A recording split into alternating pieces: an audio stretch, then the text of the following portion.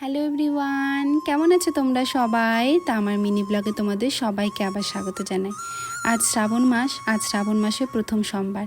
সবার মতো আমিও মহাদেবের মাথায় আজকে জল ঢালবো। তো চলো ব্লগটা প্রথম থেকে শুরু করি। ঘড়িতে প্রায় এখন 8:30। হাজব্যান্ড অফিসে চলে গেল। আমি চলে এলাম বাগানের ফুলগুলো তুলতে। আজকে দেখি বাগানে প্রচুর জবা ফুল ফুটেছে। ভালোই হলো, কিছুটা মহাদেবকে দেবো আর কিছুটা আমার গনুসোনাকে। স্নান টান করে রেডি হয়ে নিলাম। আজকের দিনে তো সবাই সব কিছু দেখি সবুজ পরে, সবার মতো আমিও আজকে সবুজ চুড়ি পরে নিলাম হাত ভরে। আজ আর অজুহাত খুঁজতে হয়নি, আর যেহেতু চুড়ি পরতে হয়। আর একটা সবুজ কালারের সালোয়ার পরেছিলাম। শাড়ি পরতে ইচ্ছে করছিল না, বড্ড গরম লাগছিল। আজ আমাদের এখানে বৃষ্টি নেই, সকাল থেকে বেশ ভালো ওয়েদার। তো প্রথমে তোমাদেরকে বলি, আমার আজকে মহাদেবের মাথায় জল ঢালাটা কিন্তু আমার প্রতিবেশীর বাড়িতে। তাই রেডি হয়ে মহাদেবের জন্য সব কিছু গুছিয়ে নিয়ে চললাম। এই যে চলে এলাম আমার প্রতিবেশীর বাড়িতে। দিদিদের বাড়িটা না ঠিক আমার বাড়ির মতো, সামনে অনেকটা উঠোন আর দাদা প্রচুর গাছ লাগিয়েছে। দাদার বাড়িতে পান পাতার গাছ আছে। আমার বাড়িতে যখনই কোনো পুজো হয়, পানের প্রয়োজন হয়, আমি দাদার কাছ থেকে নিয়ে যাই। চলে এলাম উপরে, ওদের ওপরে ঠাকুর ঘর। দিদি জানে আমি পুজো করতে বড্ড ভালোবাসি, তাই আমাকে বলল যে তুমি তোমার মতো করে পুজো করো। দিদি এখন একটু বেরোবে, তার একটু কাজ আছে বাড়িতে। দিদির ছেলে আর দিদির ছেলেকে যে দেখে মাসিমা, সে আছে। তো দিদি আমাকে দেখিয়ে দিয়ে বেরিয়ে গেল। আমি চলে এলাম দিদির ঠাকুর ঘরে। এটা দিদির ঠাকুর ঘর, ছোট্ট একটু সিংহাসন, আর দূরে মা লক্ষ্মী বসে আছে।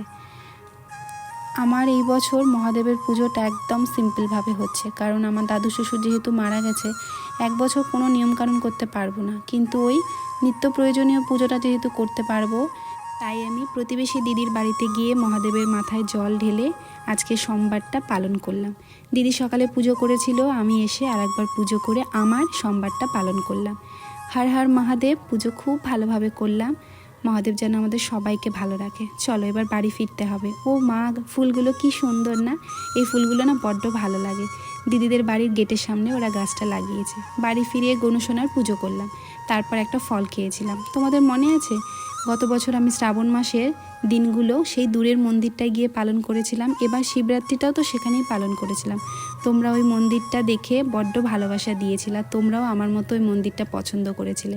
পরের বছর যখন যাব তোমাদেরকে আবার সাথে করে নিয়ে যাব। আজকে দুপুরে একটু ভেজ পোলাও বানিয়ে নিলাম, কারণ আজকে তো সোমবার, নিরামিষ খাবো। সকালে হাজব্যান্ডকে নিরামিষ রান্না করে লাঞ্চে প্যাক করে দিয়েছিলাম। এদিকে দেখো কি মুষলধারে বৃষ্টি শুরু হয়েছে।